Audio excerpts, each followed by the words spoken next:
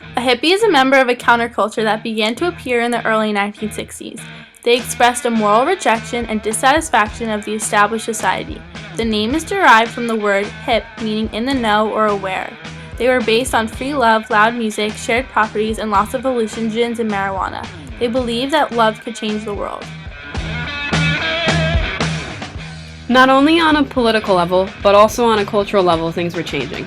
Although it was only a subculture of literature, the so-called beatniks had a big influence on the upcoming New Left and hippie movement.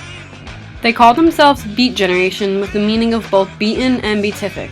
Their poems were heavily influenced by the mentioned political problems, regions of the Far East, and the experiences of World War II, with Jack Kerouac and Allen Ginsberg as their most popular and influential representatives. The philosophy of the Beat Generation was the base of one of the hippie movement and later New Age religions. Although the beatniks had a rather pessimistic view on their topics, they did not try to change anything, whereas the hippies tried to see the positive thing of everything and make the best out of lives, including the protest against current circumstances. The hippies established new forms of living together, communes and free love. Communes were households in which everyone had the same rank, independent of a person's sex and occupation. Ideally, a commune was situated somewhere out in the country, a little farm in nature, completely built of pure natural materials like wood, growing crops in a very natural way, no use of chemicals, and people wearing self-made clothes from natural fabric. Love should be completely free within this society, no marriage should be needed, children should not obey a certain couple, but be grown up by the whole community. Besides the fact that these communes nearly never worked in reality, the average American was not very fond of these new forms of living.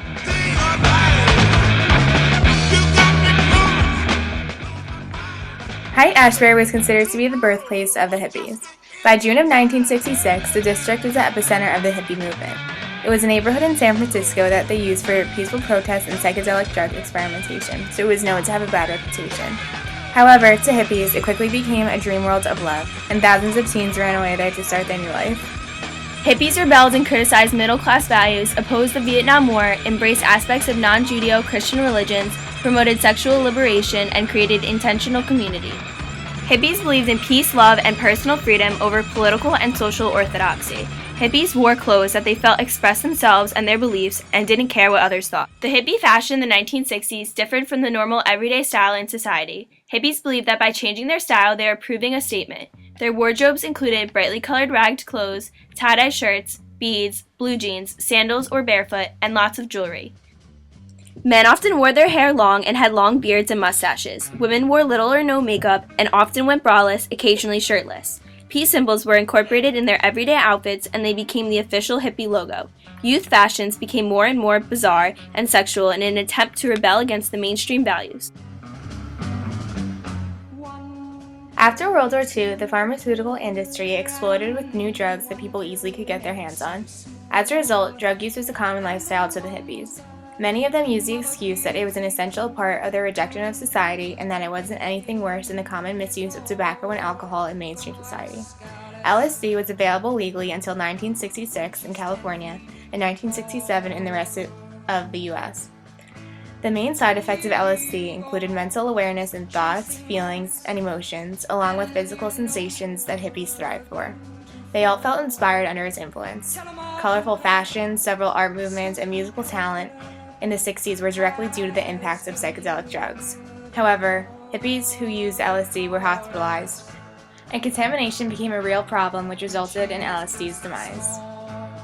In October of 1965, many hippies returned to their native San Francisco and created a new group called the Family Dog. On October 16, 1965, Family Dog hosted a tribute to Dr. Strange at the Longshoremen's Hall in San Francisco. This was the first psychedelic rock performance in San Francisco. Over 1,000 hippies attended to watch dance and light shows. The attendance of the psychedelic rock shows exploded and the Family Dog became known as the Red Dog Productions.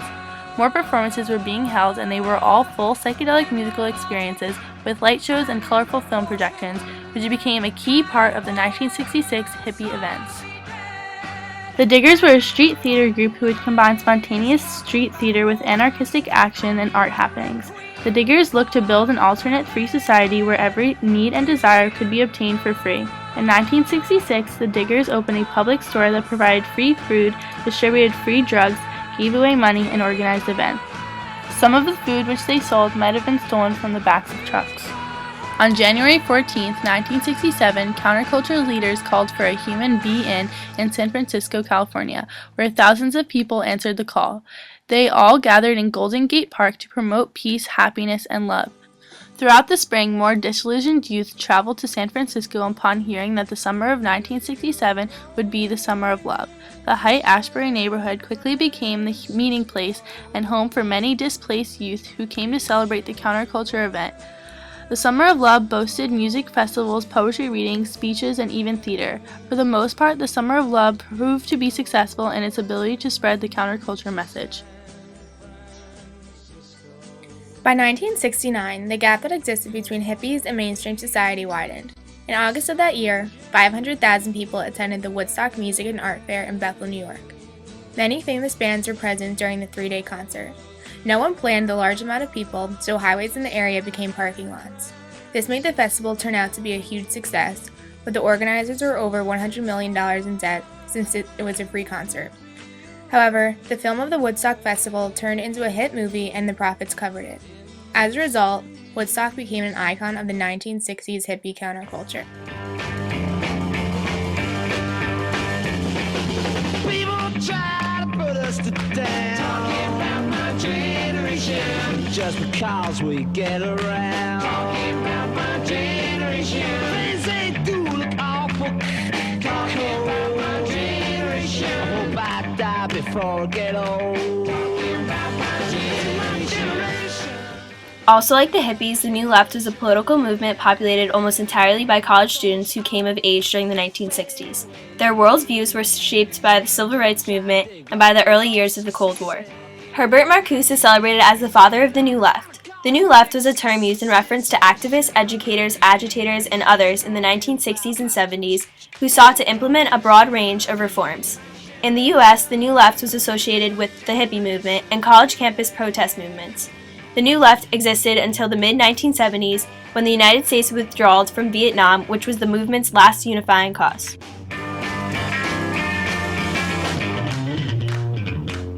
By the fall of 1967, increased incidents of crime and drug abuse by hippies gathered in Haight-Ashbury and it signaled a change in the movement. Some hippies noticed a shift away from peace and love within the movement. Some hippies proclaimed their own death on October 6, 1967 with the Death of the Hip ceremony. During the ceremony, they burned a gray coffin labeled the Summer of Love. The ceremony acknowledged that the counterculture had transformed into something more sinister than flower power. Problems such as malnourishment, disease, and drug addiction grew prominent in the Haight-Ashbury community. Although the hippie movement died in Haight-Ashbury, it was still alive in the United States and was moving eastward. By 1968, hippie fashion trends spread into the mainstream. They didn't go as deep into the hippie culture and hardcore beliefs like those prominent from 1966 to 1967. In December 1969, 300,000 people attended the Altamont Free Concert. There was an 18-year-old African-American, Meredith Hunter, who was stabbed and killed during the Rolling Stones performance. Events like this shocked many people, including some who supported the hippies. Some hippie megastars, including Jimi Hendrix and Janis Joplin, overdosed on drugs. There were multiple violent crashes between the U.S. National Guard and hippie student activists, which resulted with the death of 17 students in college across the nation. The public hatred towards the hippies grew, and soon hippies were being physically attacked on the streets by skinheads, punks, athletes, greasers, and members of other youth subcultures.